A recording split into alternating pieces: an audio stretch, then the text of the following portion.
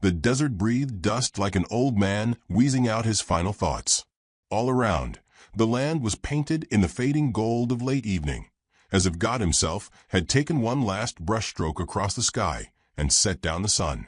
Wind curled around dry mesquite and leaned into the battered bones of a once proud ranch, Boone Hollow, though no one but the man who lived there still called it that. Elias Boone had the look of a man who'd outlived too many things: storms, cattle rustlers, the slow dying of dreams. His shoulders bore the weight of drought and sorrow, and the way he moved, deliberate, silent, like a man always listening for something that never comes, told you more about him than a biography ever could. He hadn't spoken more than 20 words in the last 2 days, but his hands worked ceaselessly. The fence along the southern pasture was giving out again. One post at a time, he reset it beneath the watchful glare of a sky that hadn't wept in 3 months. Every movement was dust, sweat, and silence. The house sat squat on a rise above the valley, its roof bowed like an old soldier's spine. Inside, nothing stirred but the slow creak of the floorboards, the ticking of a cracked-faced clock, and the rustle of wind fingering lace curtains his late wife once stitched. She was not dead, not in the way graves made people gone. She had left years ago, with a saddlebag and her silence, and that was perhaps the crueler death. Elias did not mourn her anymore. He mourned the ghost of himself that had loved her. By dusk, the heat had slackened enough to let the night come in with its cool sigh. He stood on his porch, one boot braced against the railing, sipping from a chipped enamel cup that held more memory than coffee. That's when he noticed the footprints, small, uneven things weaving through the dust like something wounded. He followed them with his eyes, and then, with something closer to instinct, began to follow with his feet. Half a mile out, near the dry creek, he saw them. A woman crumpled beneath a low mesquite tree, her dress torn at the hem, the fabric clinging to a body half-starved and sunburnt. She had collapsed in the sand like something laid down to die. Around her, 3 small forms huddled, children, their bones visible under tight skin, their arms wrapped around one another like roots trying to find soil. For a moment, Elias just stood there. The wind sighed. The woman raised her head. Their eyes met.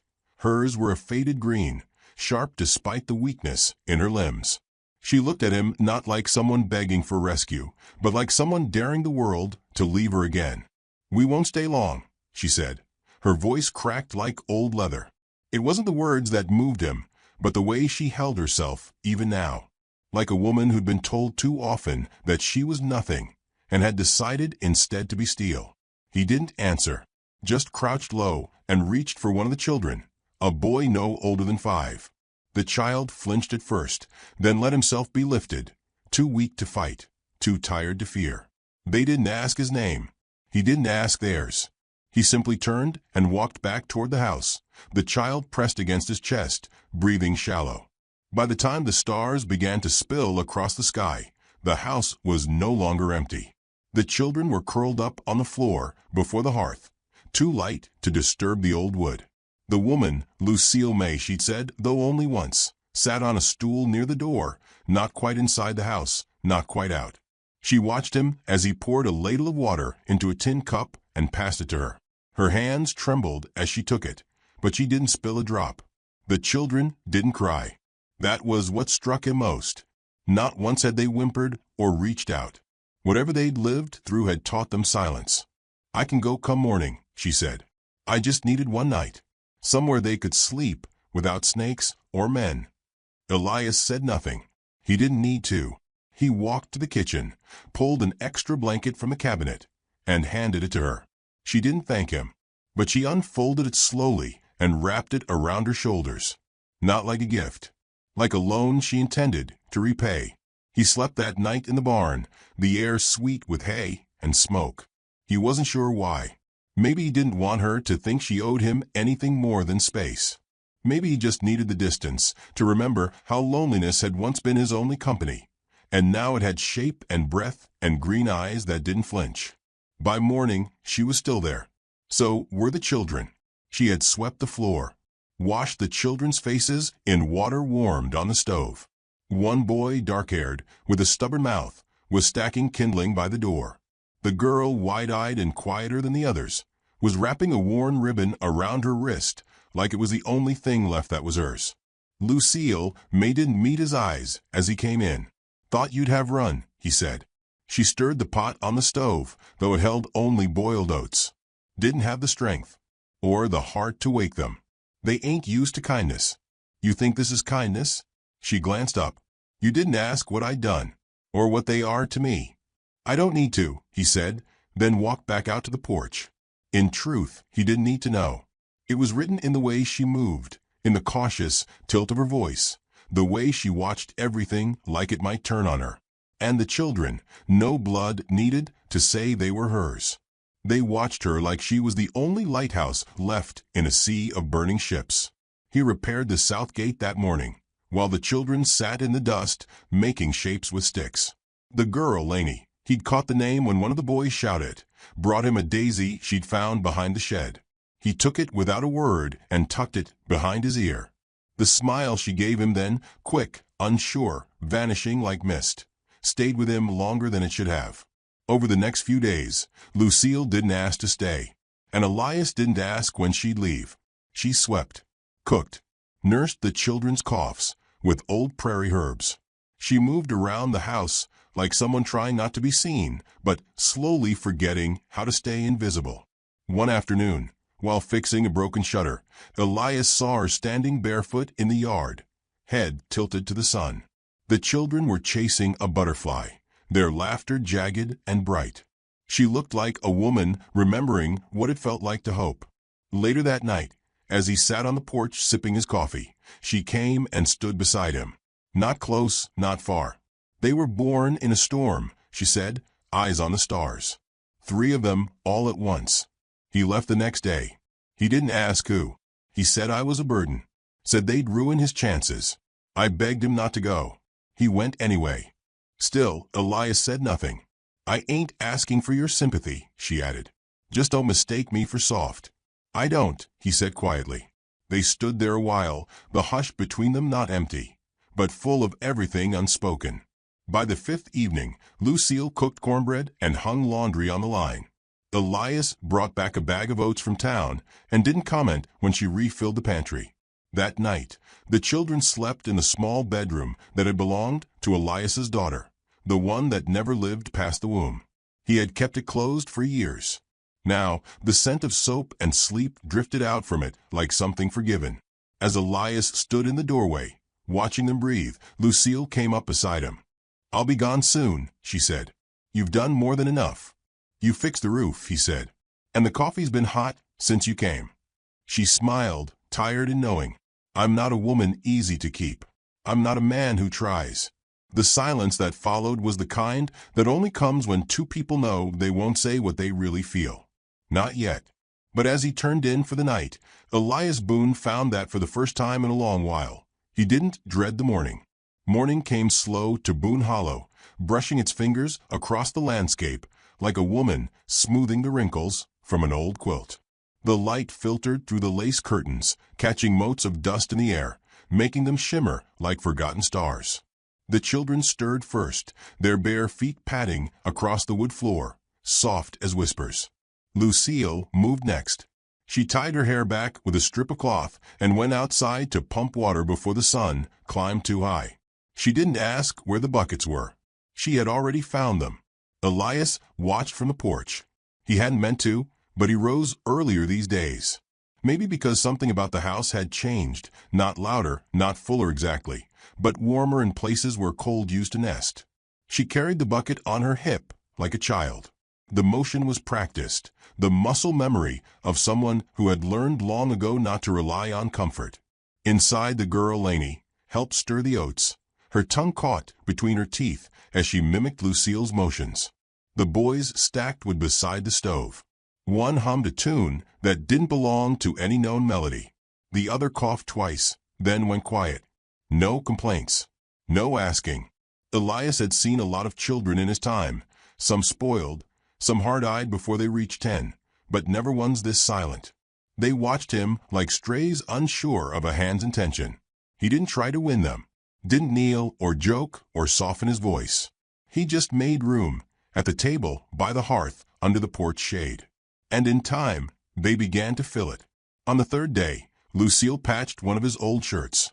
She didn't ask permission, just sat in the corner sewing, the thread flashing through the cloth like lightning across clouded sky. "You don't need to do that," he said, not unkindly. "I know," she replied, not looking up. And that was the end of it. She moved through the house like someone fixing a place that didn't belong to her, but it started to feel like it could. Not yet home, but a shelter. A rhythm formed, not spoken, but understood. She cooked. He worked the fences. The children explored the property in widening loops, coming back with pockets full of stones and stories they never told. One afternoon, the oldest boy, Levi Elias now knew, followed him out to the barn.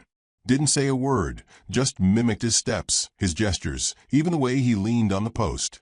After a long while, Elias handed him a hammer and pointed to a loose plank. The boy's grip was awkward, but determined.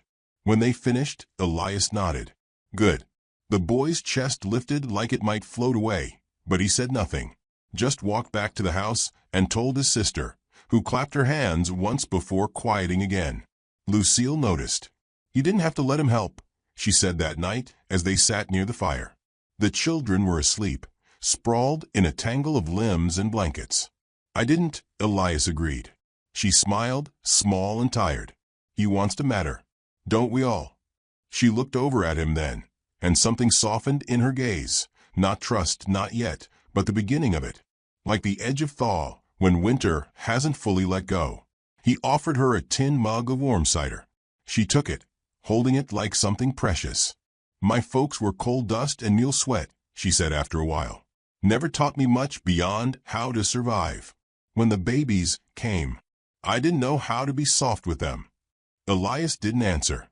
He just looked at the children, peaceful now in sleep, and shook his head slightly. "You didn't fail," he said. "You endured." Lucille closed her eyes at that. Whether from pain or gratitude, he couldn't tell. The next morning, Lainey brought him a dead butterfly in her hand. "For you," she said, eyes wide. "It's still beautiful." He took it and placed it on the mantel, careful not to crush its wings. That evening, Lucille told him the full truth. Not because he asked, but because the silence between them had grown deep enough to hold it. They had come from a mining town, Gravel Ridge, a place Elias had heard of only in curses. Her husband, Jonas Whitlow, had been a hard man with small ambitions. When the mine slowed, his kindness dried up with it.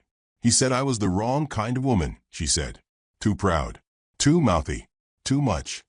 Elias watched the fire flicker in her eyes. "When I got pregnant, he said I did it on purpose. Said I wanted to trap him. He leave before they were born." She nodded. "Left a note that said he wasn't built for chains. And the law. They came looking. Said I was unfit, that I'd abandoned the house. I hadn't. I was sleeping in the woods behind it. They took one look at the babies and said it wasn't enough." Elias felt something old and hot stir in his chest. Anger wasn't useful out here, not like tools or fences, but it was there just the same. "They're mine," she said. "Always will be." He didn't speak, just stood and walked out to the barn, where he spent an hour hammering nails that didn't need hammering. The next day, he took the wagon into town and returned with flour, beans, and peppermint candies. He handed the bag to Lucille without a word. She didn't thank him, but her hand brushed his as she took it, and the look she gave him stayed in his bones all night. Days passed like wind through grass.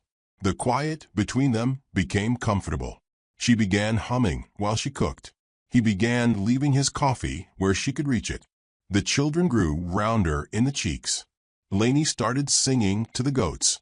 Levi carved a slingshot and never used it. The youngest, Eli, sat beside Elias during chores, handing him nails like a squire. One twilight, Elias played his fiddle for the first time in years. The notes were rough at first, then settled into a slow waltz. Lucille stood in the doorway, holding the littlest boy against her hip. She didn't smile, but her foot tapped softly on the floor, just once, just enough to mark the beat. Later, they sat on the porch. The stars were bleeding into the sky, like ink into water. "I don't understand you," she said softly. He looked over. You don't talk much. You don't ask much.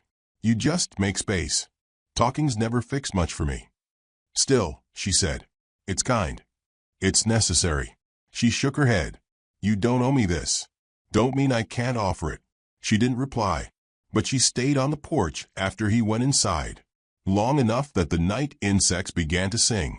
Elias watched her from the window, not like a man watching a woman, but like a man trying to understand a kind of weather he'd never seen before.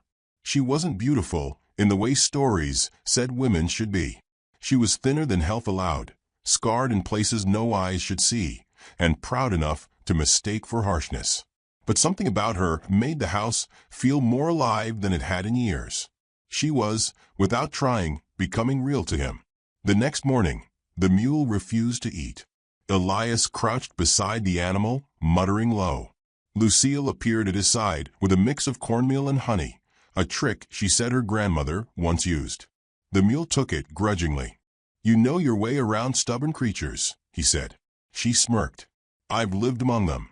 That night a wind rose. The children pressed close to Lucille, restless. Elias lit an extra lantern, left the bedroom door open a crack. As the wind howled, Lucille whispered stories to the children, nothing fancy, just pieces of memory worn smooth with time. He sat on the floor outside the door, back against the wall, listening. In the morning, she found him asleep there, arms crossed, boots still on. She didn't wake him, just placed a folded blanket over his chest and walked away, barefoot and quiet. The silence between them was changing, less like absence, more like reverence. And in that stillness, something had begun to grow, not love, not yet, but maybe the roots of it. By the end of the week, Elias added another plate to the table without comment. Lucille swept the floor twice instead of once. The children no longer asked if they would leave tomorrow.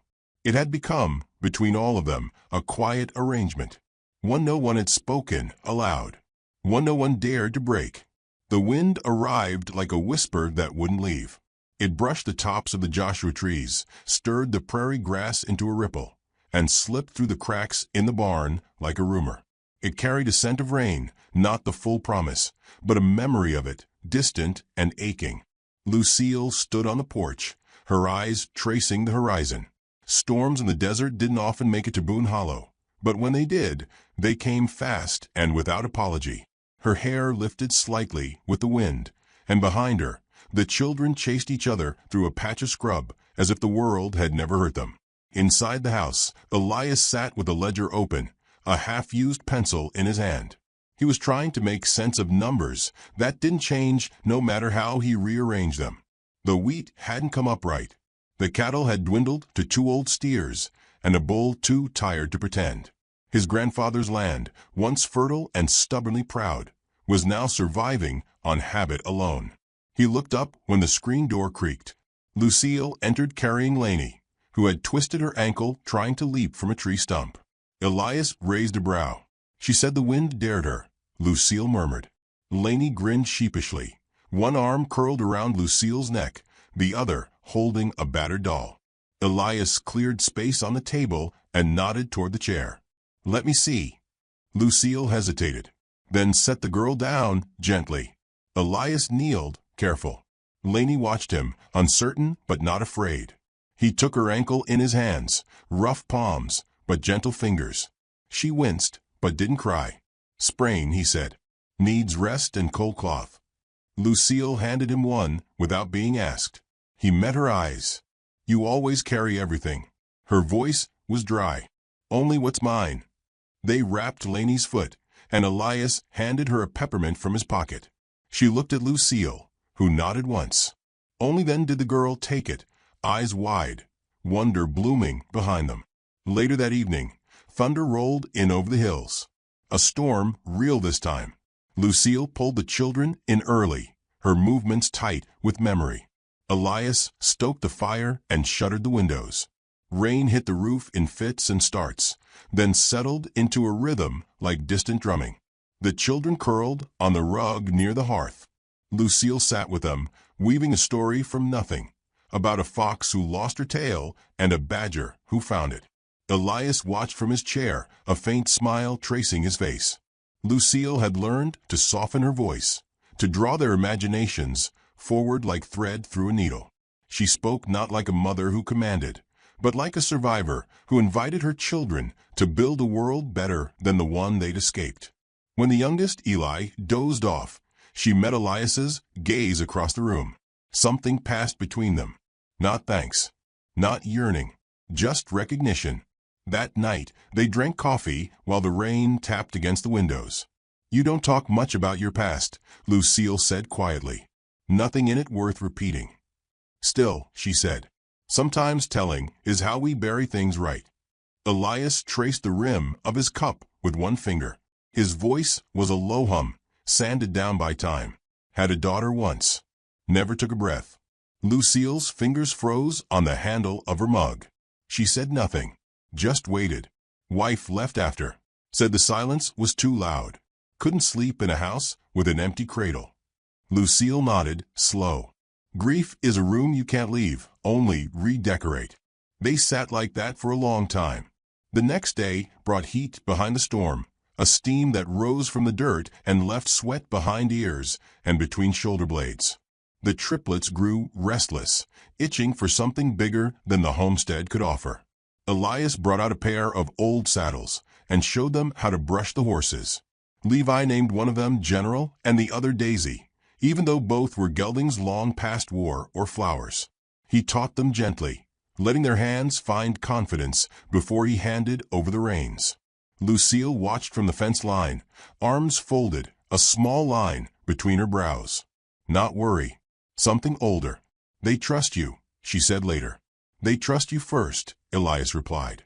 She looked at him, then really looked, as if trying to decide something that had no easy answer. That night, laughter spilled from the porch as Lainey told a joke that made no sense, but somehow unraveled the others. Lucille's head tipped back as she laughed, the sound unfamiliar in the open air, but not unwelcome. Elias chuckled under his breath, a sound so rare even he startled himself. It was then that the rider appeared, a dark shape against the pale dust of the path, horse moving at a steady clip. As he came closer, the laughter died, folding back into silence like a curtain drawn quick. The man dismounted, tying his horse to the post with too much force. His badge caught the dying light, a six-pointed star dulled by dust and disuse. "Sheriff Trask." Lucille stiffened. Elias noticed. Trask's face was carved from dry rock, narrow eyes, thin mouth, the kind of man who never smiled unless someone else was crying. He nodded at Elias, then tipped his hat toward Lucille, without warmth. "Didn't expect to find you this far out, Miss Whitlow." Elias stood. "She's not a problem." Trask ignored him. "Got papers say otherwise. Someone in Gravel Ridge filed a report. Said she ran off with 3 kids who weren't legally hers." Lucille's jaw clenched.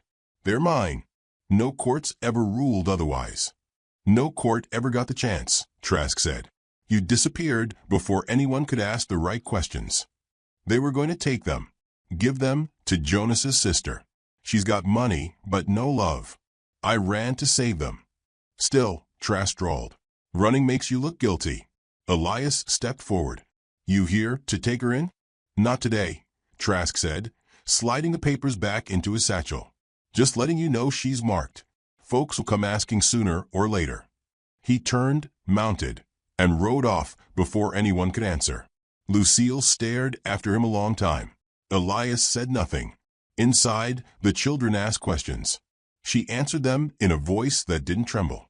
When the house went quiet again, she found Elias on the porch. "I can leave in the morning," she said. "You've done more than enough." He stared out at the stars. "You didn't do anything wrong.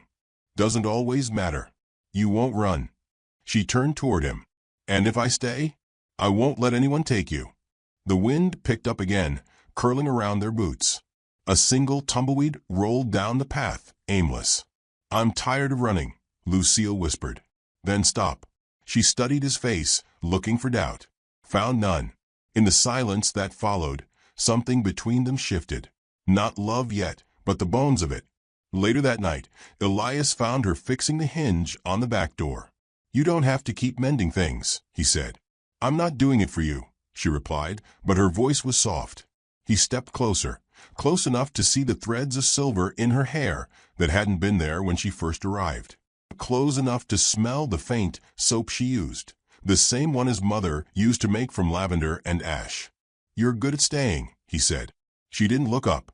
"Only because I've learned how to leave." He reached for the screwdriver in her hand, gently closed her fingers around it.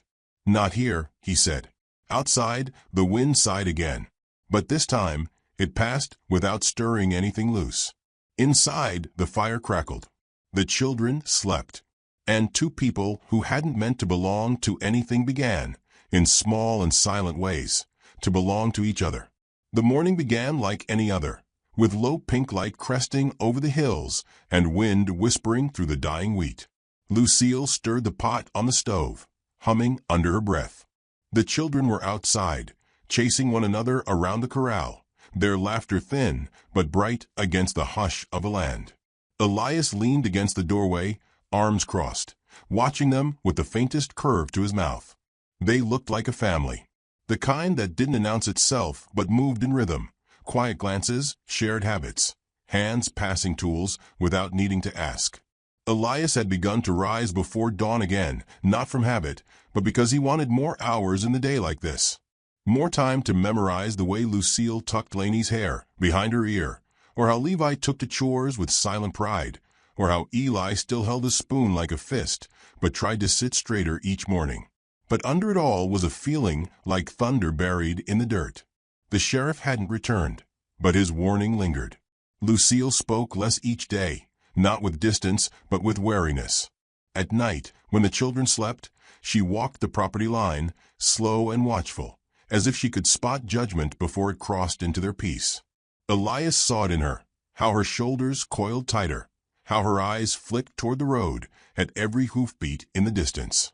He wanted to protect her, but didn't know what shape that promise should take. She hadn't asked for rescue, only space, and he'd given it. That afternoon, the wind shifted, hot and wrong. A dry crackling in the air. Elias smelled it before he saw it. Smoke. Thin, at first, like someone burning brush. But then thicker, hungrier. He ran. The barn was already aflame by the time he reached it. Flames clawed at the roof, greedy and wild. The horses screamed inside. General kicked at the stall, eyes rolling white. Elias grabbed the latch, but heat licked up his arms. The wood blistered his palms. Still, he didn't stop. He slammed his shoulder into the stall door, over and over until it gave. The horse barreled out, nearly trampling him in its terror. Behind him, the structure groaned. Lucille appeared then, barefoot, her skirt catching cinders at the hem. She grabbed a water bucket, threw it uselessly against the blaze. "The children," she gasped. "They're still at the creek." Elias pointed toward the gulch. "The fire's heading south. The wind's on our side for now. Go. I've got the barn." But she didn't move. Another beam cracked and fell, inches from Elias's shoulder. Lucille stepped forward. "You'll die in there. I can get the rest out."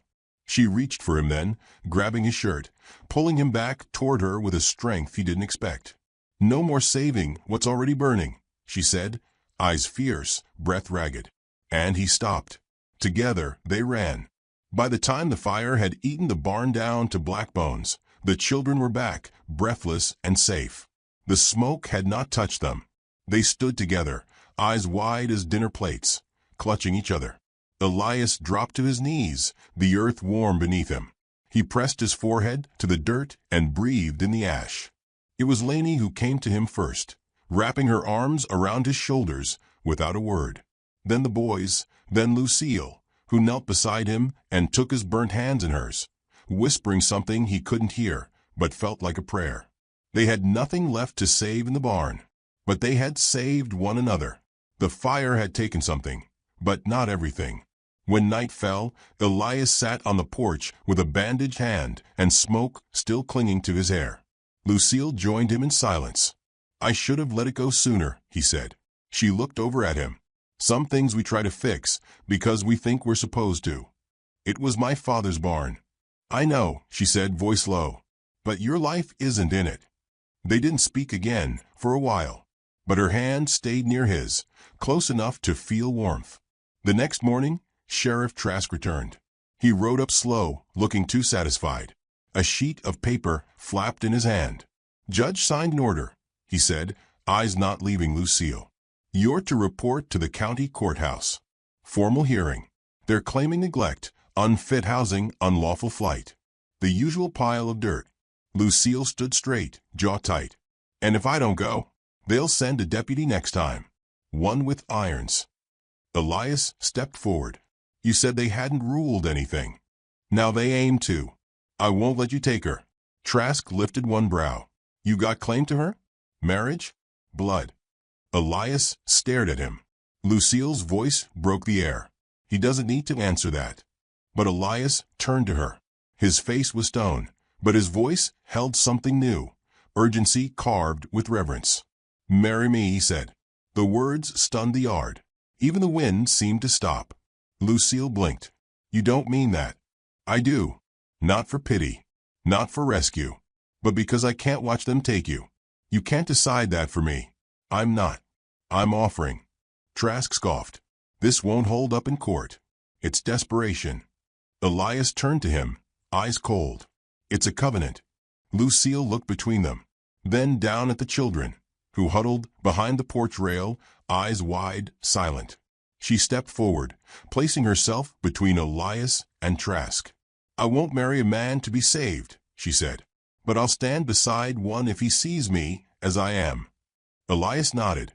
"I see you." Something passed between them, stronger than words, older than law. Trask exhaled sharply. "You've got 1 week. If you're not in that courthouse by then, they'll come. With chains." He turned, mounted, and left the way he come. Dust settled in his wake, but it did not linger long. Elias turned to Lucille. "I meant it. Every word." "I know," she said. They stood facing each other, not touching, not needing to. That night, they sat around the hearth. The children asked if they were leaving. Lucille shook her head. "This is our land now," she said. "Not because it's safe, but because it's true." Laney crawled into her lap. Levi leaned his head against Elias's side. Eli curled at their feet like a pup who knew the pack had closed around him. The fire crackled. The barn was gone. The law was coming. But Elias Boone had chosen not out of fear, but from the deepest part of himself, the part that still believed in shelter, in loyalty, in a kind of love that doesn't speak its name but shows up anyway. Lucille Whitlow had been called many things: burden, runaway, liar. But now, in the ash-streaked heart of Boone Hollow, she was something else. Chosen. And the wind that once threatened to scatter them now carried only the scent of wood smoke, and something faint but rising behind it. Hope. The snow had fallen so long it had forgotten how to stop. Bellstar trudged through knee-deep drifts, one gloved hand pressed against the swell of her stomach, the other clutching a satchel that held all she had left. 3 buttermilk biscuits wrapped in cloth, a water flask gone slushy, and her mama's journal with the pages worn thin from prayers whispered between the lines. Her boots were cracked. Her breath steamed into the white void like smoke from a dying fire. Each step forward cost her more than she could afford, but turning back wasn't an option. Behind her lay the town of Bell Rock, where shame walked louder than boots and the truth didn't stand a chance against a whispered lie. She hadn't slept in 2 days, not since Harold Graves, who'd once sworn he'd marry her come April and cradle her child as if it were his own, had recoiled like she'd turned to ash in front of him. He hadn't even let her speak, just wave her off like a cursed thing and spat into the snow. "You lied," he'd said. "A woman like you don't deserve a second chance." But she hadn't lied. Not about the baby, not about her past, only about her hope. Now, alone and breathless, she pushed forward because it was all she knew how to do. Somewhere in the storm, a shape rose out of the white, low and wide like a crouching beast. A barn, unpainted, unswept by tracks, tucked behind a cluster of bare cottonwoods that rattled in the wind like bones. She squinted. Was it real? Her knees gave out just as she reached the doors. She didn't remember falling, only the sudden rush of cold hay against her palms, and then the slow crawl forward hand over hand, as if dragging herself across the ruins of a war she never asked to fight. Inside was warmer, barely. The walls groaned under the weight of snow, but there was straw and a rusted lantern half filled with oil. She pulled the doors closed behind her, bracing them with her back until the wind became only a whisper. She wrapped herself in the remains of a horse blanket and collapsed near a mound of hay. There in the half-dark, she cried, not loud, but with that hollow, shaking breath only the forgotten know. She pressed a hand to her belly, whispering, I'm still here, as if to promise the child she wouldn't let go. The barn creaked. Somewhere above, wind slipped through the slats like fingers through hair. The baby kicked softly. Bellstar smiled, tears drying against her cheeks like frost. Then came the sound of boots. She sat upright. Her breath caught. A shadow crossed the doorway, tall and silent. The man stepped inside with a rifle in one hand and a flurry of snow clinging to his coat. He didn't speak, just studied her. This strange woman curled in his barn, belly round beneath her patched coat, eyes wide and hollowed. His jaw was rough with stubble, his coat patched like hers, and sorrow lived behind his eyes like an old tenant. I'll go, Bellstar rasped, trying to rise. Pain lanced through her side. Just needed shelter.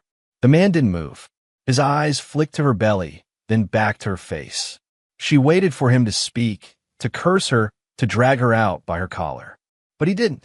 Instead, he stepped forward, set the rifle down, and unwrapped a burlap sack from his shoulder. Bread, hard but fresh, a jar of beans, a tin cup, and a jug of water. He knelt and placed them beside her without a word. Bellstar blinked. Her voice cracked. Why? He met her gaze, and for the first time, she saw it. Not pity, not judgment, just tiredness. And something else. A flicker of recognition, maybe of knowing. Name's Elias Boone, he said at last, voice rough like gravel dragged through silence. She nodded, too stunned to answer. He stood again, motioned to the loft above. There's quilts. Ain't much, but it's warmer. Then he turned and walked back into the storm. She didn't ask why, didn't call after him. She only stared at the door long after he was gone, as snow piled higher against the frame. That night, Bellstar curled beneath a faded quilt that smelled of cedar and ash. The lantern flickered beside her. Her fingers trembled as she opened her mama's journal, tracing the words she'd memorized 100 times. You are not what they call you. You are not what they leave behind. You are what you carry forward. Outside, the snowstorm howled like a creature mourning its own loneliness. But inside that barn, for the first time in weeks, Bellstar slept. She dreamed not of Harold Graves or the town that named her harlot before asking her side. She dreamed of a porch bathed in dawn light, of a child with her mama's eyes, and a man sitting quietly nearby. No savior, just a presence. Solid, still, waiting. When she woke, the wind had quieted. Her hands were warm beneath the quilt. The bread Elias had left sat on a plate near the fire, steam rising from its crust. And in that silence, she understood something. Maybe survival wasn't always loud. Maybe it was choosing to keep breathing, even when no one watched. Maybe it was saying, I am still here, even when the world wished you weren't. She sat up slowly, hand resting on her stomach. Still here, she whispered again. And this time, it felt like a promise. The first thought didn't come from the sun, but from routine. Bellstar rose each day with the cold still biting at her knuckles. She swept the barn before sunrise, milked the one goat Elias kept, and hauled water with slow determination, though her breath trembled with each step. Her belly grew heavier by the week, and so did the silence between her and the man who had taken her in. He never asked questions, never crossed lines. He left food on the wooden crate outside the barn and firewood stacked neatly by the door. He spoke only when necessary and watched her with a kind of distant grief, like a man who'd buried too much to believe in spring. In town, the talk had started. At the trading post, Bellstar kept her head down and her voice quiet as she handed over jars of berry preserves she'd learned to make from her mama's notes. The woman behind the counter raised one brow, without looking up. Boone's barn girl, ain't you? She said, dry as kindling. Bellstar nodded. The woman didn't take the jars, just pushed them back. We don't deal in pity, sweetheart. Bellstar walked home without speaking, her boots slipping on the frozen path, hands raw from holding her pride too tightly. That night, she chopped vegetables for stew with fingers wrapped in cloth. Her stomach ached. The baby shifted, and still, she kept stirring. One afternoon, while hanging linens Elias had given her to wash, a soft voice spoke behind her. You stitched that shawl yourself? Bellstar turned. A girl stood at the fence, no more than 10, with freckles dusting her nose and hair in 2 uneven braids. Her boots were too big, her eyes too steady. Yes, Bellstar replied, watching her. The girl stepped forward, snow crunching underfoot. She wore no coat. Bellstar gestured.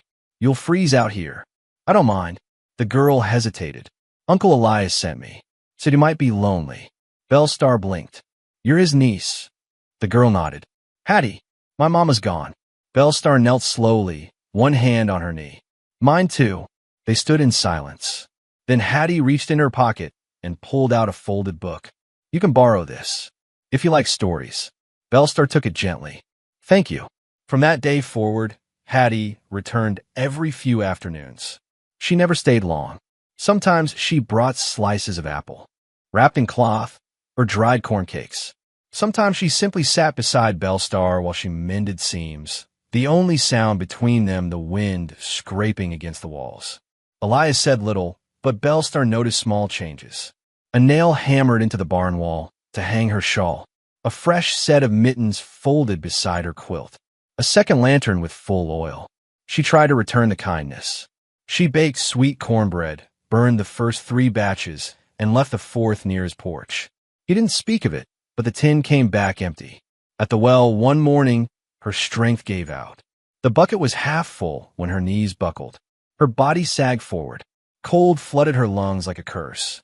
She tried to push up, her palms slipping against ice, but the world blurred and tilted. Her vision tunneled. Then boots. Strong arms lifting her, rough fabric against her cheek. You're pushing too hard, Elias murmured, voice low with worry. She wanted to answer, but all she managed was a single word.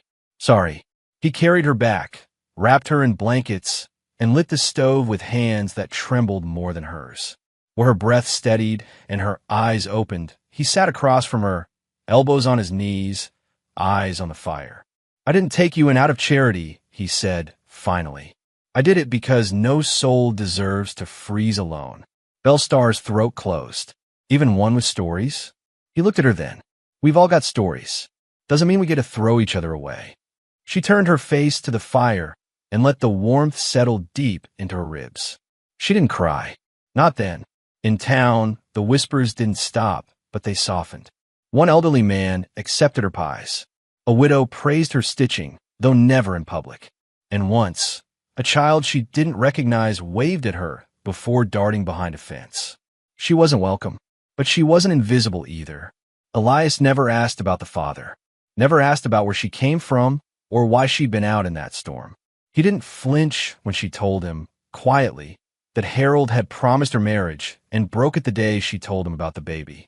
Reckon that says more about him than you, was all he said. She sewed a patch on his shirt one night and left it folded on his porch. The next day, he wore it to chop wood without comment. She began humming while she worked, just softly. The snow didn't stop, but it didn't bite quite so hard. One evening, as she peeled potatoes inside the barn, Hattie asked, Are you staying? Bellstar glanced up. I don't know, she said. I never meant to.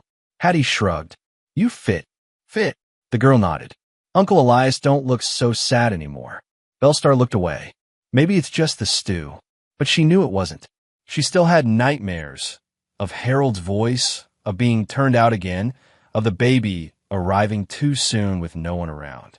But now when she woke, there was firelight, a blanket, and sometimes a slice of bread left beside her lantern with a single word on a scrap of paper. Eat. The shame still lived in her bones, but it didn't rule her anymore. She began carving spoons from discarded wood. Little ones. For babies. For the child that stirred each night in her belly with quiet kicks.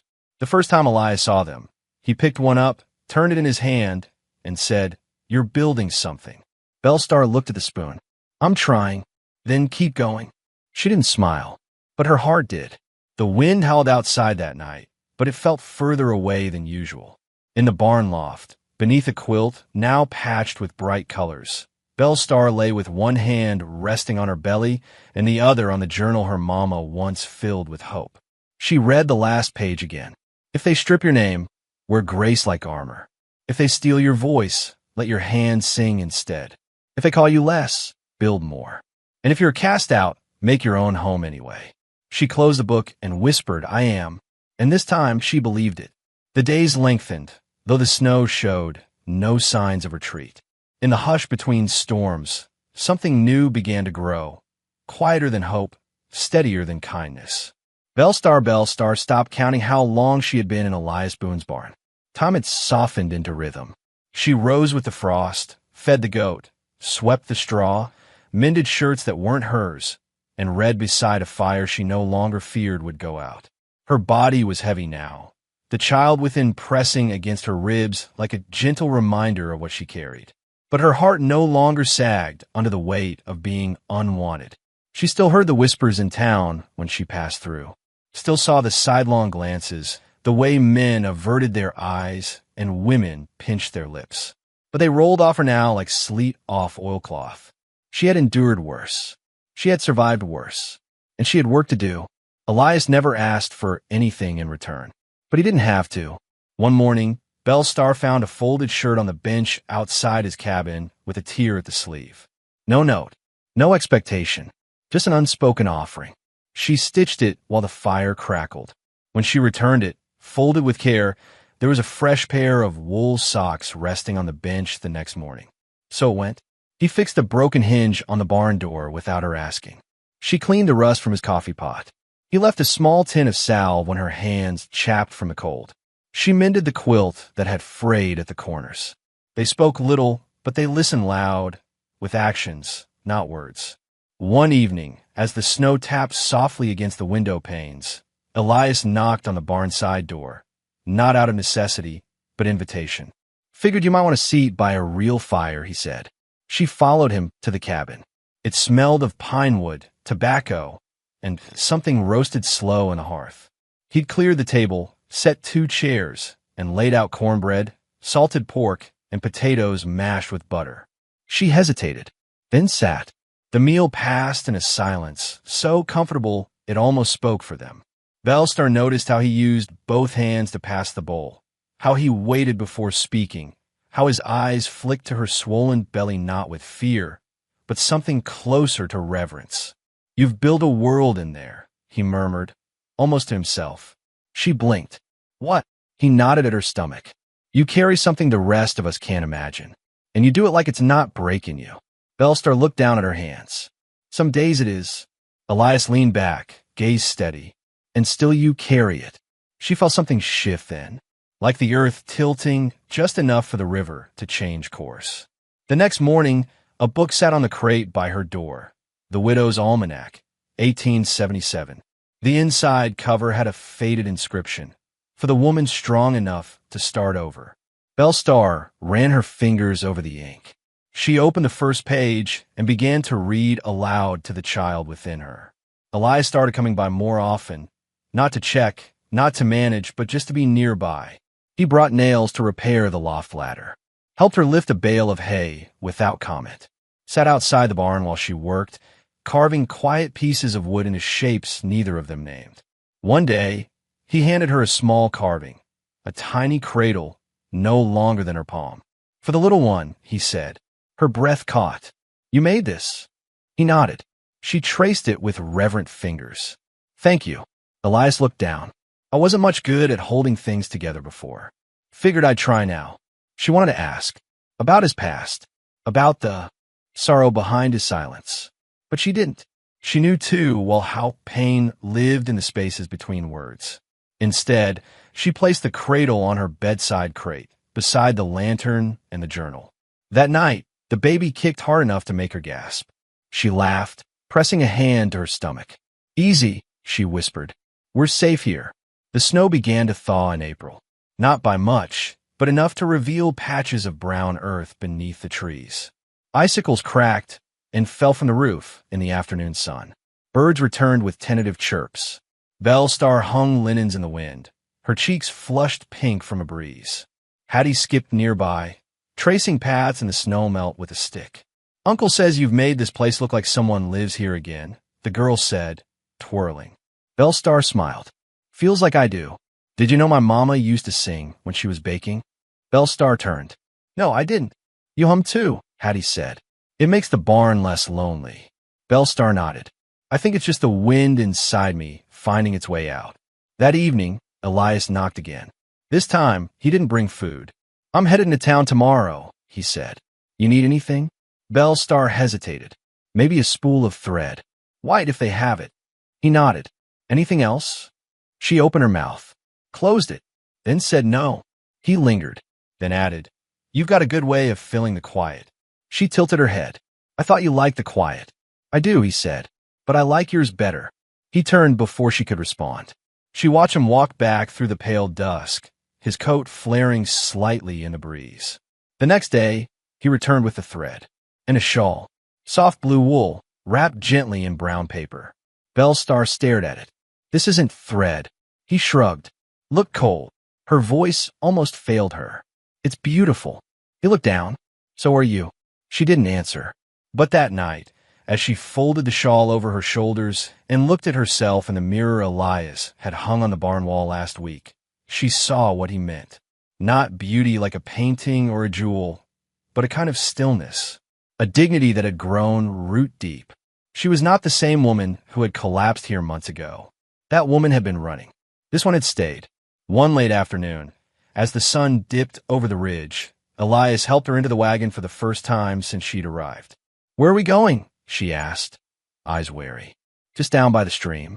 I want to show you something." The snow was mostly gone now, leaving behind soft mud and shoots of green grass.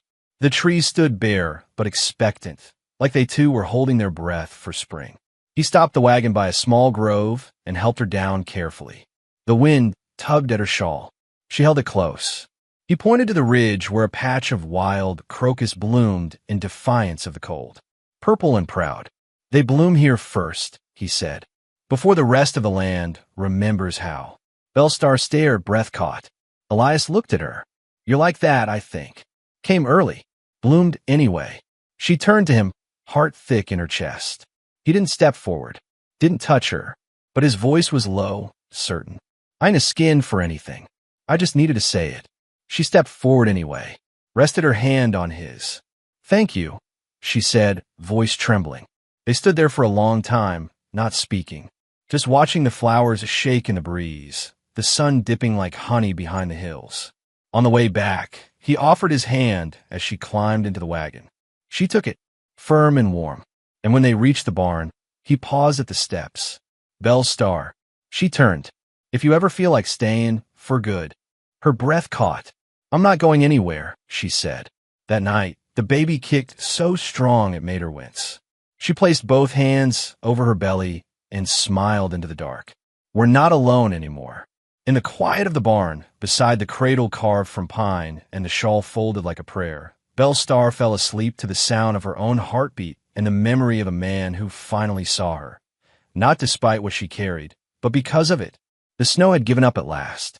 The world was wet with thaw, the ground breathing again after months beneath silence. Crocuses spilled violet over the hillsides. Children in muddied boots chased geese past fence posts. Doors that had stayed closed all winter cracked open just wide enough to let spring in. And with it came the gathering. They called it the Renewal Social, some mix between a dance and a prayer meeting, where neighbors dusted off grievances and hopes alike. It was held in the wooden hall near the church, where windows opened for the first time in months, and the old piano was tuned just enough to carry a tune. Bellstar hadn't planned to go. Her belly was high now, her steps slower. She couldn't fasten most of her old dresses without a tug of frustration. The idea of facing the same townsfolk who once turned their backs made her chest tight. But Hattie appeared at the barn door one morning, breathless and certain. "You have to come." Bellstar glanced up from the loaf she was kneading. "Why?" Because you're part of us now, Hattie said, as if it were obvious. And everyone's going, even Uncle Elias. Bellstar arched a brow. He is. Hattie nodded. He said it's time. That night, she pulled out the patched blue dress she'd mended week after week, but never dared wear. It didn't fit quite right, not with her belly rounding forward like a sunrise, but she fastened it as best she could and wrapped Elias's shawl tight over her shoulders. The candlelight from the town hall flickered in the distance as she and Elias walked the road together. He didn't offer an arm. He waited. When she stumbled once, he steadied her. That was all. Inside, the hall smelled of cider and floor wax. Lanterns hung from exposed beams. A fiddle called out from the corner, and boots shuffled in answer. Laughter lifted and echoed like birds returning to an old tree. Conversations dimmed when they entered. Bellstar could feel it, the shift. Eyes turned. Whispers stirred. But none of it reached her skin the way it used to. She held her chin steady, her breath slow. One woman nodded politely. Another gave a tight-lipped smile. A few turned away, but no one said what they once might have. She took a seat near the wall. Elias vanished toward the drink table, offering her space without demand. Hattie flitted past with a ribbon in her hair, offering Bellstar a wink that made her laugh under her breath. Across the room, an older woman approached, a widow, known for sewing funeral shawls and scowling at anything joyous. She eyed Bellstar's belly, then her hands, then her boots. "You're the one who fixed my grandson's quilt," she said at last. Bellstar blinked. "Yes, ma'am." The woman grunted. "Good stitch work. Never unraveled." Then she turned and walked away. It was the first compliment Bellstar had heard aloud in town. One by one, small gestures bloomed. A man asked about the goat's milk. A girl said thank you for the mended sleeve. The woman from the post who once refused Bellstar's pies now asked if she still baked with cinnamon. Bellstar answered each with steady grace. And then the music shifted. The fiddle dipped into something slower. A reel faded into a waltz. The hall hushed just enough for her to hear the creak of Elias's boots as he crossed the floor toward her. He didn't offer a hand, not right away. Just stood before her, eyes gentle, voice quiet. "May I?" She looked at her belly. "I don't waltz too light these days." "I don't mind." He held out his hand, palm open like a vow. She took it. They moved slowly. Not a dancer's grace, but something better. A rhythm forged in firewood and shared silence, in stitched sleeves and shawls that carried stories. The music wrapped around them like ribbon. Her hand rested on his shoulder. His stayed respectfully at her waist, not possessive but reverent. People watched, but they didn't whisper. At one point, Elias leaned close and said, "I've waited a long time to see you this way." She looked up. "Dancing." He smiled, lit from within. Her throat closed with emotion. "Why me?" "Because you stayed." And there it was. Her redemption not from sin, but from silence. Not from shame, but from erasure. When the song ended, he didn't let go right away. The applause was polite. Hattie clapped loudest of all. Elias turned to the crowd. "I've got something to say," he announced. Bellstar tensed. The room quieted. Elias glanced around. "This woman here, she came to my door with nothing but a belly full of courage and a name this town didn't bother learning. I'm asking you now to learn it." He turned to Bellstar. Bellstar. Her name rang like gospel. He knelt, one knee to the floorboards. Gasps scattered like dandelion fluff. "I know the world tried to turn its back on you. I know you've carried your story alone. But I see it. I see you. And I'd be honored to stand beside you from now till we're both dust." Bellstar's hands flew to her mouth. He didn't offer a ring. Only a hand. No shame. No saving. Just standing. The silence that followed held weight. Then, slowly a clap. Then another. The room rippled with applause not loud, but genuine. Bellstar took his hand and raised him to his feet. "You didn't have to do that," she whispered. "I did," he said. "For me." They didn't kiss. Not yet. But their foreheads touched, and it said more than any vow. Later that night, when the fire burned low and the hall was emptying, Bellstar stepped outside to breathe. The air was brisk, but not cruel. A woman followed her out, a stranger. Dark braid, fur-lined cloak, baby in her arms. "I watch you tonight," she said softly. We came west for the same reason, I think. Bellstar turned. What reason is that? To disappear, or to be found? I'm still deciding. Bellstar offered a faint smile. Maybe both can happen. The woman nodded. Thank you. For standing tall. You reminded me. Bellstar watched her go, moonlight catching on her braid like silver thread. She returned to the barn with Elias and Hattie. No one spoke on the walk back, but the silence was warm. Inside, the cradle sat near the stove now. Elias had moved it himself. Bellstar folded her shawl and sat beside it, one hand on her belly, the other on the edge of the pine wood. You all right? Elias asked from the door. She nodded. I think I finally am. And in the hush of that spring night, while snow melted in soft trickles and the world exhaled from its long slumber, Bellstar felt seen, not for what she'd suffered, but for what she had become. The storm came back one final time. It began with a shift in the wind. No howl, just a slow roll over the ridge, heavy and purposeful. Elias noticed it first. He stepped out onto the porch that evening with his coffee in hand, scanned the gray sky, and muttered under his breath, "She's coming hard." Bellstar felt it in her back, a pressure that hadn't been there the night before, a pull low in her belly. The baby, quiet for days, moved with intention now, like a passenger who knew the tracks were running out. They brought her into the cabin. The barn, Elias insisted, had seen enough of her pain. He'd built a space near the hearth weeks ago, a crib, sturdy and simple, lined with quilts stitched from both their hands, a cradle beside a rocking chair, a basin, a kettle, a box of soft cloths. He didn't speak much as he prepared it all, just worked, wood to wood, nail to nail. But she felt the reverence in every stroke. Now, with snow curling against the windows again and the fire casting orange shadows on the walls, Bellstar gripped the edge of the bed frame and breathed. It's early, she whispered, sweat breaking along her brow. Elias knelt beside her. We're ready. She shook her head. You aren't a midwife. No, he said gently, but I'm here. Hours passed in rhythms older than language. Breath, push, cry, pause. Hattie fetched towels and water, face pale but steady. Elias held her hand when the pain curled her toes and made her scream into the wooden beams. When she begged for it to stop, he whispered, You're stronger than the storm. And she was.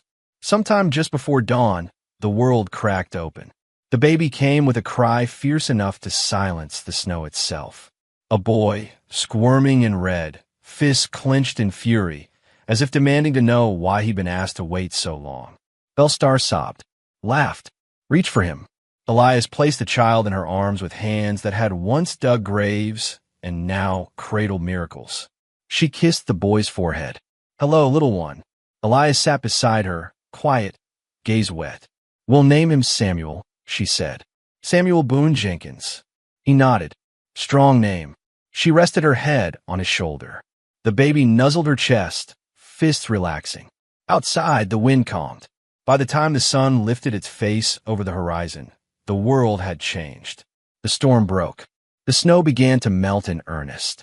Ice dripped from the eaves in slow, clear rhythm. The sky wore a soft pink veil. Inside the cabin, the fire hissed low. Bellstar dozed with Samuel on her chest. Elias watched them both like a man watching spring for the first time in years. When she stirred, she looked at him fully. You don't have to stay, she said quietly. He tilted his head. Do you want me to go? No, she said. I just needed to know that you had the choice. I chose you the day you walked into that barn. She closed her eyes. You didn't even know me then. I knew enough. I saw someone who hadn't stopped walking. She reached for his hand. I see you too, Elias. Not for what you've lost, but for what you've built since. He didn't answer. He leaned forward and kissed her, gently, reverently, as one might kiss a folded prayer before setting on the wind. The days that followed were quiet and full. Hattie sang to Samuel when she thought no one listened. Bellstar wrote in her mama's journal each night. Elias carved another cradle, just in case the future held more than one miracle. They didn't rush. They didn't boast. But they belonged. And the town, once filled with whispers, slowly shifted too. Neighbors brought cloth and stew. A young boy built a snowman outside their cabin and waved through the window. Someone left a jar of honey with a note that said, "Welcome, little one." Bellstar didn't need their approval, but she let in all the same. One Sunday morning, Elias stood beside her as the Reverend asked the congregation to bless the child. Bellstar held Samuel in her arms. Not a single person looked away. And afterward, as they walked home across the softening earth, Elias looked at her and said, "You know they talk about you now." "I'm sure they do." "No, not like before. They talk about your strength, about how you never bowed." Bellstar smiled. Then they finally see the truth. They reached the barn door, the place it had all begun. She paused, looked at it fully. The wood had been patched, the roof rethatched. It was no longer a place of collapse. It was the beginning of everything. That night, Bellstar stood at the window with Samuel in her arms. The stars blinked above the hills. Elias slept nearby, arm draped protectively over the blanket. The baby made a small sound, nestled into her neck. She rocked gently, and then she turned, just slightly, as if speaking to someone beyond the walls. So if the world ever tells you that you're too ruined to begin again, remember Bellstar. Remember the girl who was turned out in a snowstorm with only a belly full of courage and a name nobody cared to ask. Remember that she didn't vanish. She stayed. She stitched her worth back together thread by thread. She baked bread when she had no words. She built a home in the same place she once bled. And when the time came, she didn't ask to be saved. She let herself be seen. So if you ever find yourself broken or left behind or waiting in the cold, know that you are one sunrise away from beginning again. Just one, and the dawn always comes. The storm came down like punishment from a higher place, angry and unrelenting. Lottie Dino stood ankle-deep in freezing mud, her bonnet clinging to her damp hair, soaked through like everything else she owned. The wagon hadn't even stopped fully when her mother-in-law shoved her off the back, sending her tumbling into the slush. The lantern inside the wagon flickered once, casting yellow light on the twisted faces above her, and then the horses were whipped hard. They vanished into the gray, the wheels cutting angry lines into the soaked earth. "You were never meant to be part of this family," her mother-in-law had hissed over the storm. "You cursed our boy, and we won't bury another." The words had struck colder than the wind. Lottie Dino didn't scream, didn't beg. She just stood there with her hand still half raised from trying to reach the tailgate, her breath shallow, her shoes filled with cold water. All she had was the small carpet bag they let her keep, no more than 2 dresses, a scarf, a half-read Bible, and a few letters she wasn't sure she could bear to look at ever again. The sky flashed. Thunder cracked. A fork of lightning split the trees to the west, and Lottie Dino flinched as if the earth itself meant to swallow her. She started walking. There was no plan, no road visible through the rain, no compass but stubbornness and the bitter ache of what had been stolen. The land sprawled wide around her, unforgiving, waterlogged, dotted with dead corn and sagging fences. She walked because standing still made her feel like she'd agreed with them. And she hadn't. She wouldn't. Not yet.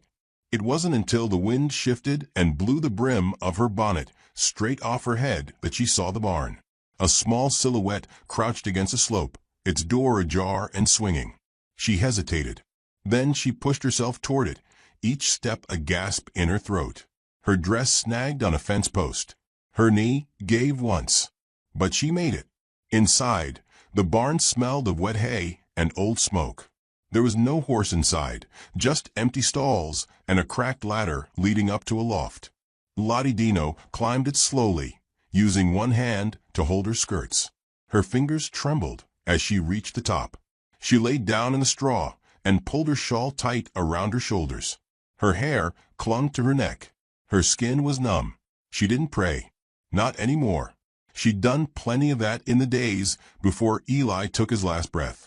The Lord had been quiet then. He was quiet now. Her eyes drifted closed to the sound of wind howling through the cracks in the boards. She didn't hear the footsteps. Only when the ladder creaked under someone's weight did she stir. She sat up too fast, her heart thrashing in her chest. A shadow moved in the gap of moonlight. A tall man, soaked through but solid, stood just beyond reach. He said nothing. His coat was long and black and heavy with water. His face was half hidden by a battered hat. One hand rested on the ladder's rung, the other by his side. The only sound between them was the hush of the storm and the way her breath came fast and uneven. "If you're here to rob me," Lottie Dino said, voice cracking, "you'll be mighty disappointed." He didn't move. "Or kill me," she added, because there was no sense hiding it now. "Go on then." Still nothing. Then finally he spoke, low, rough, and as tired as the wind itself. "I'm not here for you." She blinked. "Then why were you here?" He looked around the barn, as if seeing it for the first time. "This is my land." Lottie Dino's stomach dropped. "I didn't mean to trespass. I'll go." "You'll freeze," he said plainly. She bit her lip, already gathering the bag beside her. The man sighed and climbed the rest of the way up. He reached into his coat, pulled something out, and dropped it beside her, without ceremony. A folded wool blanket. It smelled like tobacco and cedar. "Get some sleep," he muttered. "We'll talk come morning." He turned and went back down the ladder before she could answer. Lottie Dino sat there, staring at the blanket. She didn't know his name, didn't know if he meant her harm. But in that moment, under a leaking roof and wrapped in a stranger's coat, she felt warmer than she had in weeks. She woke to the soft crackle of firewood. The barn door was shut against the cold. A tin coffee pot steamed over a flame, and the man, no longer a stranger, sat cross-legged near it, feeding kindling with careful fingers. He glanced at her and nodded once. "Coffee's ready." Lottie Dino sat up slowly, brushing straw from her hair. "You always let strangers sleep in your barn, only the ones left for dead." She winced. He stood and poured a mug, handing it to her without looking directly into her eyes. His fingers were calloused. His face was lean, hardened by sun and silence. "I'm Luke," he said. She sipped the coffee. It was bitter, black, and exactly what she needed. "Lottie Dino." He nodded again. No questions. No sympathy. They sat in silence as the fire popped and the storm faded into drizzle. Lottie Dino could see the sky turning pale behind the slats of wood. A crow called in the distance. "I don't have anywhere to go," she admitted. "I figured. My husband's family left me. Said I cursed him." Luke's jaw tightened. People like to blame someone when things break. Lottie Dino wrapped the blanket tighter. "He was sick. I did everything I could. But they didn't want a daughter. They wanted a scapegoat." Luke leaned back against a support beam. "I've known people like that." "Yeah. They buried my brother same way. Blamed me for the bullet he walked into." His voice was quiet, like worn leather. "So no, I don't think you're cursed." Lottie Dino blinked. Something in her chest cracked open just a little. He stood after a while and walked to the door. "Storms passed. You're welcome to stay a few days. Until you figure your next steps." She stared at his back. "Why?" He shrugged. "Because someone should have done it for me back when I needed it." He left then, letting the door swing shut behind him. Lottie Dino sat with the coffee warming her hands, the fire warming her skin, and something even heavier warming her chest. Someone had stood in the rain and stayed. And maybe, just maybe, she wasn't cursed after all. Lottie Dino's second morning on Luke Carter's land began with silence, not the uneasy kind that fills empty places, but the kind that settles like dust over something solid. The rain had stopped. The sky stretched pale and blank, the air tinged with wood smoke and sagebrush. She stood by the cabin now, not the barn, wearing a borrowed coat too big for her shoulders and boots 2 sizes too wide, laced up tight to stop the sloshing. Luke had said little the night before, just handed her a tin plate with beans and cornbread, nodded toward the cabin floor, and let her sleep on a spare bedroll beside the hearth. The walls smelled like ash and old pine. The floor creaked with every step, but not once did she feel afraid. Now she watched him split wood in the side yard, sleeves rolled, eyes narrowed, every swing of the axe deliberate. He didn't grunt or curse like most men. He worked like someone who'd made peace with hard things. "Can I help?" she asked. Luke paused mid-swing, wiped his brow with the back of his wrist. "You know how to split? I can learn." He studied her for a moment before handing her the smaller axe. She gripped it with both hands. The wood was stubborn. She was clumsy. The first few swings bounced off, earning her only splinters and a sore shoulder. "Don't fight it," he said. "Let it break where it wants to." She adjusted her stance and tried again. This time, the axe bit deep. She smiled, small but genuine. Luke didn't comment, just kept swinging beside her. By noon, there was a neat stack beside the cabin and a healthy ache in Lottie Dino's arms. She hadn't worked like this in months, not since Eli had fallen ill and she'd been kept inside, out of sight, out of mind. Not since the days before sorrow became a steady companion. Inside, Luke boiled potatoes and fried strips of salt pork. He didn't ask for help, didn't talk much, but Lottie Dino noticed he'd put out 2 plates. They ate in near silence until Lottie Dino set her fork down and said, "I don't think I've thanked you properly." "You don't owe me anything," Luke replied, not looking up. "Still, you could have ignored me, left me in that barn." He poured more coffee into her mug. "I've ignored too much already." The words hung heavy in the room. Lottie Dino didn't ask what he meant. That evening, Luke walked to the edge of the property to check on a wire fence damaged in the storm. Lottie Dino followed, not because she needed to, but because the silence of the cabin suddenly felt heavier than the cold outside. The wind tugged at her coat as they walked, and she pulled it tighter around her. "You live alone?" Luke nodded. 6 years now." She hesitated. "What happened?" He stopped at the fence post, fingers tracing the splintered wood. "Married once. Briefly." She left. He shook his head. "She died. Fever." Lottie Dino looked down at her boots. "I'm sorry." Luke adjusted the wire, his voice flat. "It was a long time ago, before I learned how to stop wanting anything from people I couldn't keep." She didn't know what to say to that, so she said nothing. The sun dipped low behind the hills, turning the sky a bruised orange. Lottie Dino tucked a lock of wind-blown hair behind her ear and cleared her throat. "I'm not looking for pity, you know. My husband, Eli, wasn't cruel, but he wasn't brave either. He let them say things about me, things he knew weren't true." Luke's jaw tensed. "They said I was bad luck because my father died poor, because I read too much, because I wasn't soft enough." Luke looked at her then. Not a glance, but a stare, slow and assessing. "You don't seem soft. That's not the same as being cursed." She laughed, a dry surprise sound. "That might be the kindest thing anyone said to me in months." They reached the cabin just as a figure appeared on horseback at the ridge.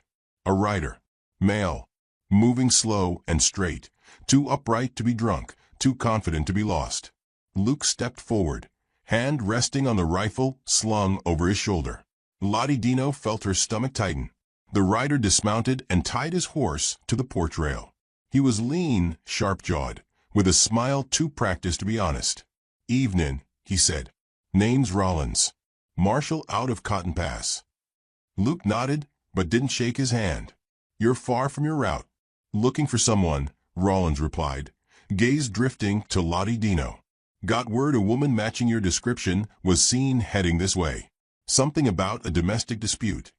Lottie Dino stiffened. Luke didn't move. "My in-laws left me for dead," she said quietly. "Call that a dispute if you want." Rollins tilted his head. "Still, they filed a formal complaint. Claimed you stole money. Ran off with heirlooms." Lottie Dino stepped forward, voice steady. "All I had was a bag of clothes and a Bible. You want to check it, be my guest." Rollins smirked, but didn't move. "I'm not here to arrest you, miss. Just to verify you're alive." Luke's voice was calm, but cold. "You verified. Now ride on." The marshal raised both hands, mock polite. "No trouble here. Just doing my job." He turned, mounted, and rode off without another word. Lottie Dino stood frozen, the wind lifting her hair. Her hands trembled only a little. "Are you in trouble?" Luke asked once the rider vanished over the hill. "No," she said. "Not yet. But they want me gone. Want to keep Eli's land and say I vanished." Luke's eyes narrowed. He had land. Small patch. Nothing much. But his father always said it was rightfully his. "Now it's yours." Lottie Dino nodded. "Eli left it to me." Luke didn't speak for a long time. Back inside, Lottie Dino sat by the fire while Luke cleaned his rifle. The metal gleamed. His movements were slow, precise. "You think he'll come back?" she asked. "Probably. What should I do?" He met her gaze. "Stay put. You've got more protection here than in any town that listens to men like that." The words felt heavier than the rifle between them. Later that night, Lottie Dino found a folded shirt and set of trousers on her bedroll. Fresh. Clean. Her size. She touched the fabric, eyes stinging. She thought she'd hardened. Thought the storm had wrung all softness from her. But somehow, Luke Carter had made room for it again. Not with words, but with silence and safety and the quiet act of folding a shirt for someone who didn't think she deserved kindness anymore. She lay in bed, staring at the ceiling. Her eyes didn't close for a long time. The stranger was no longer a stranger, and the dry place she'd stumbled into wasn't as empty as it first seemed. The fire was low and steady, casting warm orange across the cabin walls as Lottie Dino loaded cartridges into the Winchester. Her fingers worked clumsily at first, then with growing certainty. Luke sat opposite her, nursing a healing bruise along his ribs, a result of yesterday's ambush near the north fence line. The bandits hadn't said much when they attacked. Just masks, gunpowder, and quick hands.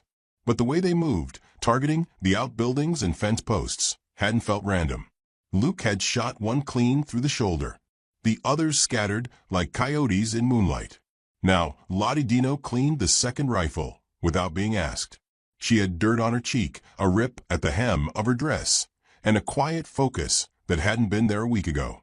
Luke watched her, his brow creased in thought. "You ever handled a rifle before?" "No," she said, not looking up. "But I've watched enough men do it." "You're left-handed." Lottie Dino paused, then flipped the rifle to adjust.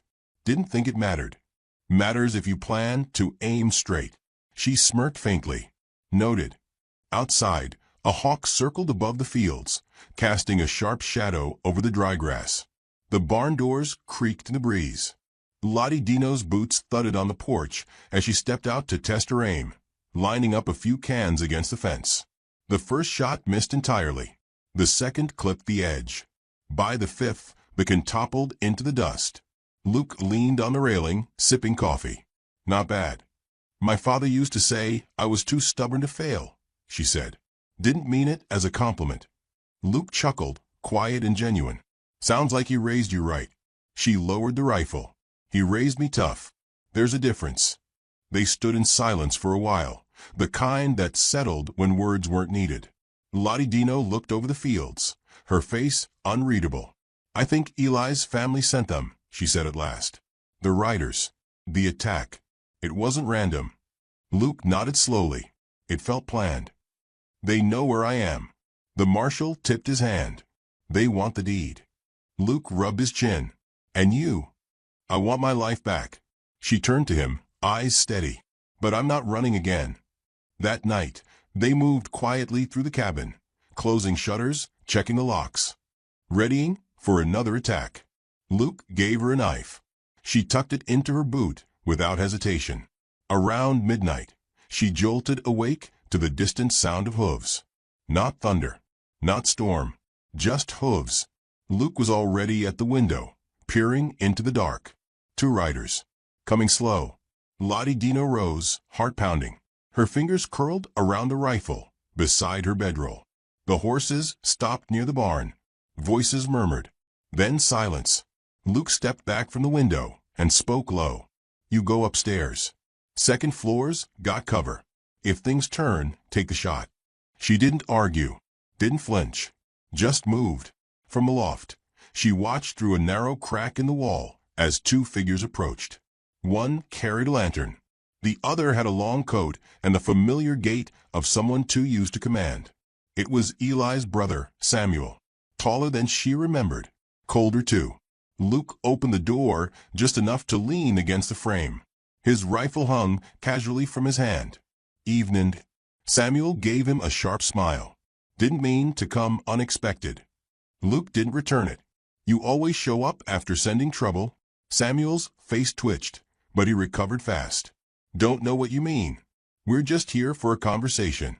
Lottie Dino in. "She's sleeping." Samuel's Eyes flicked to the window above. You sure about that? Luke's voice dropped. You're trespassing. Whatever business you got, speak it plain or leave. The second man stepped forward then, a gunman, no doubt. Scarred hand resting on his belt, fingers twitching for no good reason. Samuel spoke loudly, projecting toward the window. Lottie Dino, I know you're listening. You got no place here. That deed was never meant for you. Give it back and we'll walk away. No more riders. No more noise. Upstairs, Lottie Dino felt the weight of her breath. The deed was tucked into her Bible, sitting on Luke's kitchen shelf. It wasn't much land, just enough to matter to people who hated losing. Luke took a step forward. She's not giving you anything. The gunman raised his arm fast, but Lottie Dino was faster. One shot rang out from the loft window. The lantern shattered. Darkness fell. Gunfire exploded in the yard. Luke dropped behind the porch railing, returning fire in short, sharp bursts. The gunman screamed, hit but not dead. Samuel dove behind a rain barrel. Lottie Dino ducked and reloaded. Then silence. Heavy, drawn-out silence. Luke's voice carried low across the yard. You want another scar, Sam? I want what's mine, Samuel shouted back. She's not yours. And neither is that land. A beat passed. Then hooves. Fast retreat. They rode hard, the sound vanishing into the dark hills. Lottie Dino exhaled and leaned her forehead against the beam. Luke came inside a minute later, brushing dirt from his coat. She met him at the stairs. You okay? He nodded. You shot clean. Her voice cracked. I didn't aim for the man. Just the light. Luke studied her face. You still made the choice. She looked down at her hands. I've never fired at anyone before. You didn't fire at them. You protected what was yours. She sat down heavily at the table, the adrenaline crashing out of her bones. Her shoulders trembled. I keep thinking, if I were someone else, this would have gone differently. You're not someone else, Luke said. And thank God for that. She met his eyes. In them, she didn't see fear, or judgment, or doubt. Only truth. And maybe something else. Something gentler. Growing. He poured them each a drink from the bottle he rarely touched. They sat across from each other in the dark, neither saying much. The wind picked up outside. Somewhere in the distance, an owl called low. Then Lottie Dino whispered, They won't stop, will they? Luke's jaw clenched. No. Not until you stand your ground in daylight. She nodded once. I'm ready. The morning after the shootout, the land lay still, as if holding its breath. Dust hovered in the golden light, disturbed only by Lottie Dino's boots as she paced the cabin floor. Luke stood by the stove, coffee forgotten in his hand, his gaze fixed on the horizon outside. They'll be back, she said, with more men, or lawyers, or both. Luke didn't disagree. He hadn't spoken much since sunrise. When he finally did, it was careful. They won't stop unless there's light on them. Lottie Dino turned. What do you mean? I mean you dragged their lies into the open. Take your name back in front of the people who swallowed their poison. She scoffed. Those people? The ones who looked the other way while they cast me out in the middle of a storm. Exactly those people, Luke said, voice firm. Because that's who they used. And that's who you'll take back your story from. Lottie Dino sat down, the chair creaking beneath her. Her hands fidgeted in her lap. And how, exactly, do you suggest we do that? Luke walked to the bookshelf, pulled down a dusty leather ledger, and opened it to a folded map. Your deed. Your land. Their forged complaints. All you need is one town meeting. You speak, I'll stand beside you. Samuel will come. I hope he does. The way Luke said it, flat cold, resolved, sent a chill through her. By midday, they rode into Cotton Pass. Lottie Dino wore a clean blouse, her hair braided, her face set like stone. She had the deed tucked safely into a leather folder. The town looked the same, sun-bleached awnings, slanting porches, and windows that still hadn't been cleaned since the last storm. But today, Lottie Dino didn't lower her gaze. She met the townsfolk eye to eye. Some looked surprised to see her alive. Others looked uncomfortable. The sheriff, a paunchy man with a skeptical brow, greeted them with a squint. Miss Lottie Dino. Thought you'd left these parts. Wasn't given much choice, she replied, her voice cool. Luke stepped forward. She's calling a town review. On property theft and attempted harm. The sheriff scratched his head. That's so. I've got the deed, Lottie Dino said. And a testimony. He sighed, motioned to the meeting hall. Reckon we'll hear it. Word spread quick. By late afternoon, half the town sat on wooden benches, fans waving lazily in the heat. Samuel arrived just as Lottie Dino stood to speak. He took a seat at the back, arms crossed, face unreadable. Lottie Dino stepped to the front and opened her folder. Her hands didn't shake. My name is Lottie Dino. I was married to Eli Holloway. When he passed, I inherited a patch of land near the South Ridge. Shortly after, I was cast out by his family. They claimed I was cursed, that I stole, that I ran. She held up the deed. But this says otherwise. Eli's signature, the county seal, all filed proper. A murmur rolled through the crowd. She continued, louder now. Then someone sent riders. Shot up a ranch. Tried to run me off again. And now they're trying to use a marshal and lies to finish what the storm didn't. Luke stood beside her, arms folded. Lottie Dino pointed toward the back of the room. Samuel Holloway paid men to harass me, to make me disappear, because he couldn't stand the idea of a woman owning what he thinks is his. All eyes turned. Samuel didn't flinch. She's lying. My brother never meant to leave that land to her. Lottie Dino pulled out a letter. This is his handwriting. To Lottie Dino, for all you endured beside me, I leave you what little I have. You recognize it. Samuel's jaw clenched. The sheriff reached for the letter, scanned it, then nodded slowly. Looks authentic. Of course it is, Lottie Dino said, voice tightening. But it wouldn't have mattered even if it wasn't. Because this isn't about land. This is about being told I wasn't worth staying for. About being discarded and discredited because I didn't sit quiet when grief came knocking. A hush fell across the room. Sweat dripped from someone's brow. A fan stopped waving. Then a voice from the back, an older woman with gray braids and sun-leathered hands, stood. I remember that storm, she said. Saw you out there. Thought maybe I imagined it. You didn't, Lottie Dino said. The woman nodded. Should have said something. I'm sorry. Another murmur. A young man stood. Pa said she was trouble. But Pa's been wrong before. Luke's eyes never left Samuel. The sheriff cleared his throat. We'll need to file this proper. But from the looks of it, the deed's hers. Samuel stood slowly. So that's it? You all gonna let her take what's ours? A rustle, then the sharp click of a hammer being drawn back. Luke stepped forward, hand steady on his sidearm. You try anything, Sam, and you'll lose more than land. Samuel sneered. She'll regret this. No, Lottie Dino said, stepping between them, voice steady and clear. You will. The meeting dissolved slowly, people shuffling out, whispering. The sun had dipped by the time Lottie Dino and Luke emerged from the hall. Dust clung to their boots. The sky glowed soft gold and pink. I think I just made enemies for life, she murmured. Luke gave a faint smile. You made truth your ally. That's harder to break. They rode home in silence, the air cool now, the road long but lighter somehow.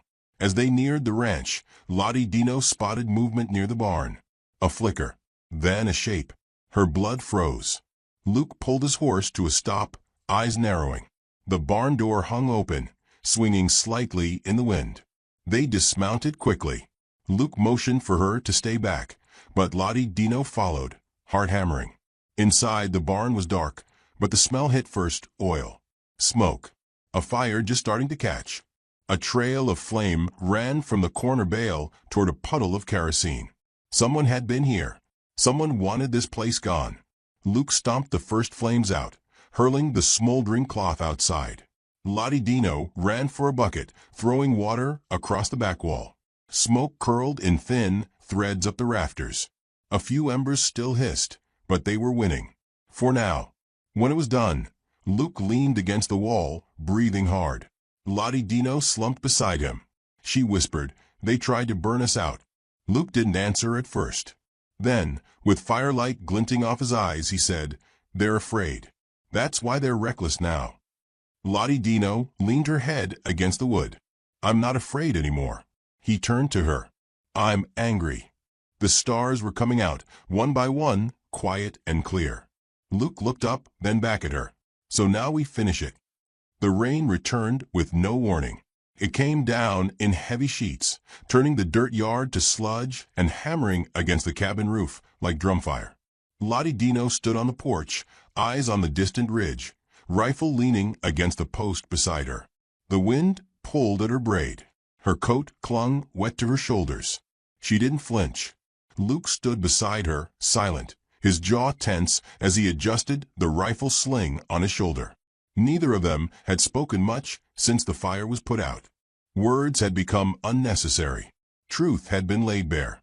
What remained now was the reckoning. Lightning cracked far off in the clouds, and then, just as expected, riders appeared on the horizon. 3 of them riding slow through the mud, wrapped in oilskin coats and arrogance.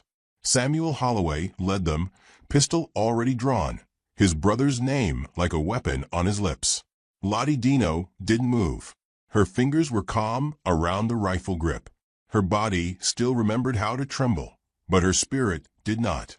"They're going to try to take it all," she said quietly. "Not if they're 6 feet under," Luke muttered. "No," she replied, "not just the land. They want to erase the story. Make me vanish so their version gets remembered." Luke turned to her. "That's not going to happen." She nodded once, then stepped off the porch and into the mud. Samuel slowed his horse as he reached the fence line. Rain ran in rivulets down his hat brim, his face pale and taut. "You think you're clever," he said, dragging the town into it, waving paper around like it means something. "It means everything," Lottie Dino said, "because it's truth. And I'm done hiding from men who need lies to feel powerful."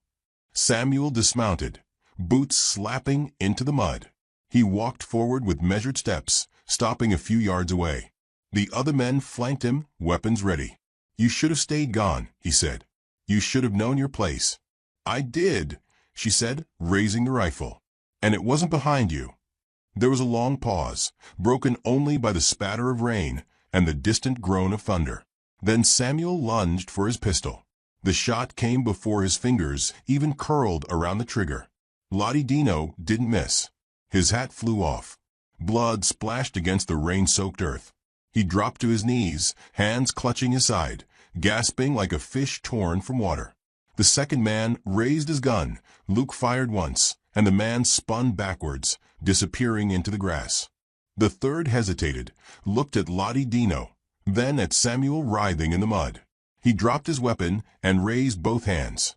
"I was just hired," he shouted. "Didn't even know who you were."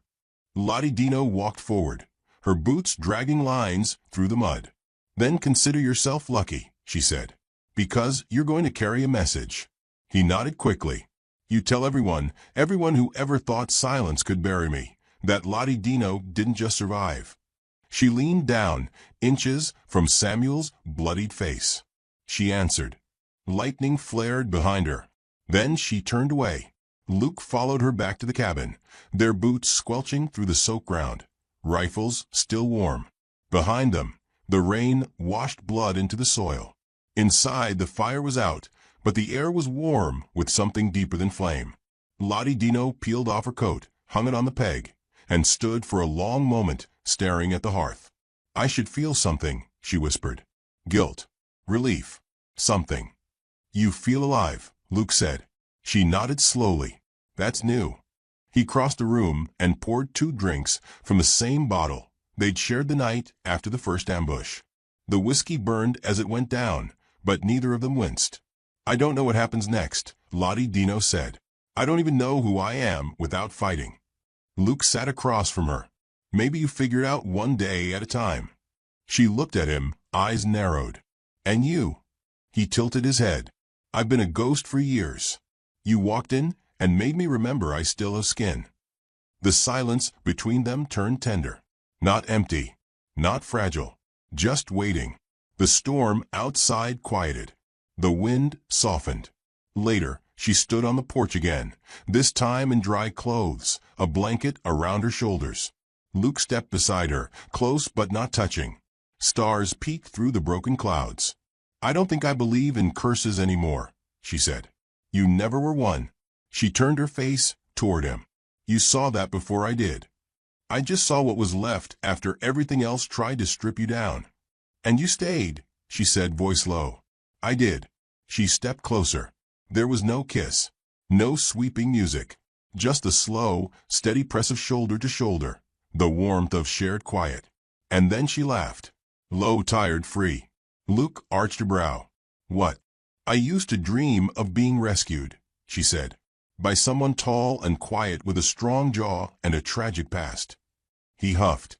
"Well, glad I could disappoint you on all counts." She leaned into him.